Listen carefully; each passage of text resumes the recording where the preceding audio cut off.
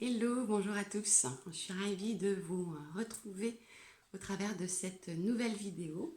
J'en profite aussi pour remercier tous ceux qui me suivent au travers de cette chaîne YouTube ou au travers des autres réseaux sociaux et voilà, qui m'accompagnent dans cette vidéo, qui me montrent leur soutien. Donc merci à vous, ça fait plaisir. Alors, cette nouvelle vidéo, pourquoi j'ai comme une discussion depuis quelques jours avec mes guides sur le pouvoir de la pensée. On a beaucoup dit, moi comme d'autres, voilà, que la pensée est créatrice. On vous dit de faire attention à vos pensées. Donc voilà, c'est la petite réflexion que j'ai en ce moment, la petite discussion avec mon équipe là-haut. Et puis suite à voilà, ces derniers 2-3 jours qui viennent de passer et les derniers événements qui ont ponctué ces 2-3 jours, ils m'ont suggéré gentiment de passer par ce biais et d'ouvrir mon canal pour aller un petit peu débriefer du pourquoi l'importance de la pensée. Alors, déjà hier soir, moi j'ai fait un visionnage, j'ai regardé une vidéo que je vous recommande vraiment très chaudement. J'en parle régulièrement, donc de Sylvain Didlot. Vous êtes nombreux et nombreuses à le connaître et à le suivre, je pense. Et je vous recommande sa dernière émission sur Terre de TV. Donc, elle a été tournée il y a quelques jours, hein. Moi, j'ai vu le replay hier soir sur Terre de TV. Il reçoit Jacques Martel, hein, pour discuter autour du dictionnaire des malaises et des maladies, et puis des autres différents ouvrages et de la pensée et de l'approche de Jacques Martel. Et je vous le recommande vivement, je vous recommande cette émission et cette vidéo, parce que c'est ça aussi qui m'a amené à faire cette vidéo aujourd'hui. Puisque Jacques Martel en parle très bien, hein, de nos pensées, de comment on cristallise nos pensées, de ce que nos pensées deviennent dans notre réalité. Donc voilà, je vous recommande cette vidéo. Et puis là, je viens de participer à un échange aussi autour de ça, d'une personne qui s'inquiétait beaucoup d'un événement qui lui arrive et qui remet en question tout ce qu'elle a prévu par la suite. Et voilà, j'ai échangé un petit peu avec elle pour lui faire entendre aussi ça, le pouvoir de la pensée. Alors moi j'ai envie pour démarrer de partir d'une phrase qu'on connaît tous, d'un grand philosophe dont on a en tout cas beaucoup d'entre nous entendu parler. C'est la fameuse phrase "je pense donc je suis" de Descartes. Et j'ai envie de la prendre à l'envers, moi, cette phrase. Je suis parce que je pense.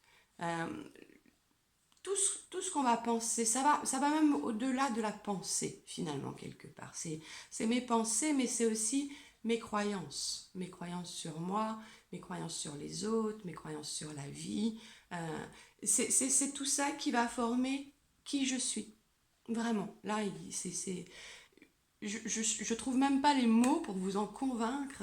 Et puis quelque part, je suis pas là pour vous convaincre de toute façon, hein, on le sait. Je suis juste là pour vous transmettre des choses.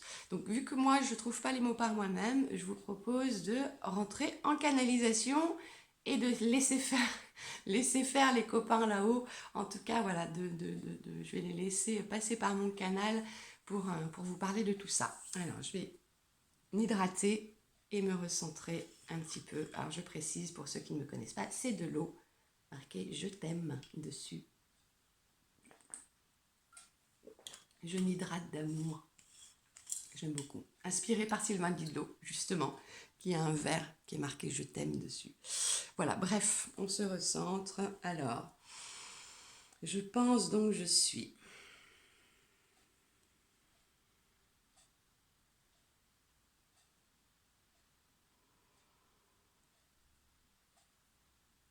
C'est ça.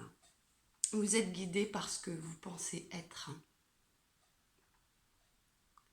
Si vous pensez être capable de faire quelque chose, vous vous posez même pas la question. Vous y allez. Vous savez faire, vous êtes capable de, donc vous y allez. Mais à l'inverse, si vous vous croyez incapable de, vous allez vous-même créer les barrières et les situations qui vont se présenter pour vous renforcer dans cette croyance que vous êtes incapable de, puisque c'est votre pensée profonde.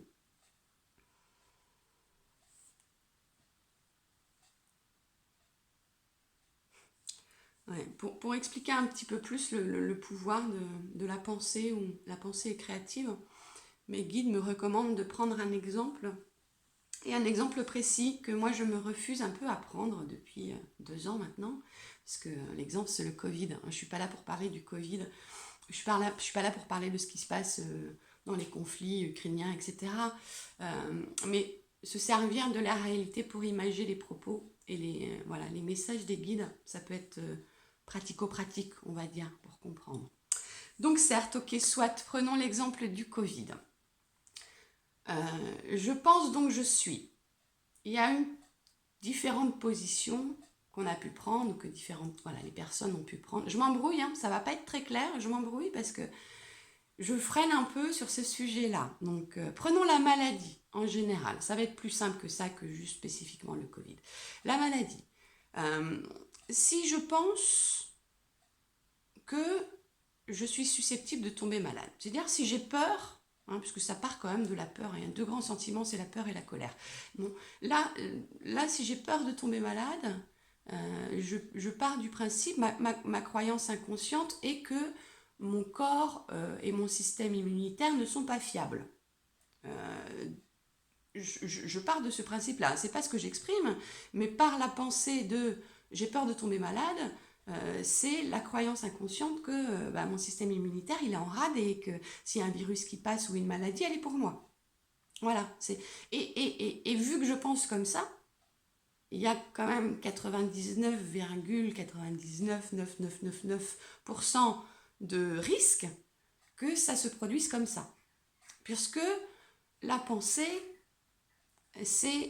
ça fonctionne sur une onde vibratoire. Ça envoie une vibration. C'est comme les mots qu'on emploie. Les mots ont une vibration.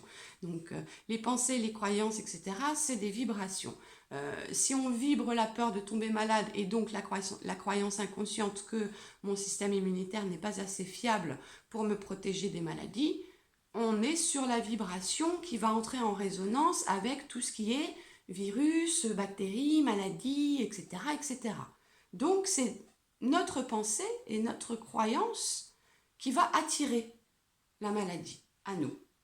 L'exemple inverse, et là je vais prendre le mien, et ça va être beaucoup plus facile d'en parler pour moi, et là pour le coup je vais me référer vraiment à ce qui se passe depuis 2 ans au niveau sanitaire, donc au niveau de la maladie, et donc du coronavirus et du Covid, ou comme on veut bien l'appeler. Moi, quand ça a commencé à arriver il y a 2 ans, quand on a commencé à nous en informer de ce virus, ma première croyance qui est arrivée, ma première pensée, ça a été « je suis spirituellement immunisée ». Donc, j'ai pas peur, pour le coup, j'ai pas peur parce que moi, j'ai la certitude, c'est même au-delà de la croyance, mais pour le coup, c'est ma croyance que je suis en bonne santé et que je vais le rester. Je fais confiance à mon système immunitaire, je fais confiance à mon corps, je fais confiance à la vie, et je ne suis pas dans cette peur de tomber malade. Donc, je suis spirituellement immunisée. Et c'est ce qui se passe, vraiment, pour le coup. Alors, j'ai pas fait de test, hein, j'entends déjà, et je sais que je vais pas me faire que des amis avec cette vidéo, de toute façon, je m'y suis préparée, mais voilà, j'entends déjà les personnes un peu plus sceptiques qui peuvent me répondre à ça. Non, alors je suis en parfaite santé, je n'ai pas été contaminée par ce virus, et je ne suis pas non plus ni vaccinée, ni quoi que ce soit. Je n'ai pas vécu cette période dans la peur du tout. À aucun moment donné, la peur de tomber malade ne m'a traversée. Alors que ce soit pour cette maladie en particulier, et que ce soit aussi pour les autres virus, on vit entouré de virus. Ça, c'est le propre même de la biologie humaine, j'ai envie de dire. Donc, et pas qu'humaine d'ailleurs, tout ce qui est vivant.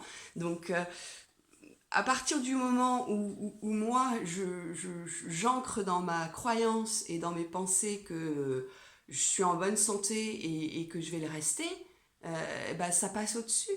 C'est-à-dire que la pensée, la vibration de cette maladie ne fait pas partie de mon royaume, ne fait pas partie de mes pensées. Donc, j'y pense même pas. Et donc, du coup, je suis en bonne santé et je vais le rester. C'est aussi simple que ça, j'ai envie de dire, c'est bête comme chou. Pardonnez-moi l'expression un peu désuète, alors moi j'adore, je suis fan des expressions un peu désuètes, mais voilà, c'est bête comme chou. C'est-à-dire que tout part de là. Pour absolument tout, ça se passe comme ça. Si on prend l'exemple, par exemple, d'un entretien d'embauche, si je pars du principe avant de me présenter que ça va être chaud. Là, ça va être chaud. Trouver du boulot en ce moment, c'est hyper compliqué. C'est la crise. On est beaucoup sur le marché. Il y a beaucoup de monde qui cherche un emploi. Pourquoi ce serait pour moi? Après tout, je suis pas meilleure qu'une autre. Voire même, j'ai quand même des petites défaillances dans mon CV. Donc, alors là, c'est sûr à 100% que le job, il n'est pas pour toi. Clairement, quoi. Alors que si tu ancres dans ta pensée et donc dans ta croyance que, allez, là, c'est mon moment, là, c'est le bon, c'est pour moi, c'est maintenant, ça va le faire, on est nombreux, ok, mais je suis là et je vais saisir l'opportunité, je vais avoir ce job. Il y a encore une fois quasiment 100% de chances que ça se passe comme ça et que vous obteniez le job pour lequel vous avez postulé. C'est vraiment une question de croyance, de pensée créatrice.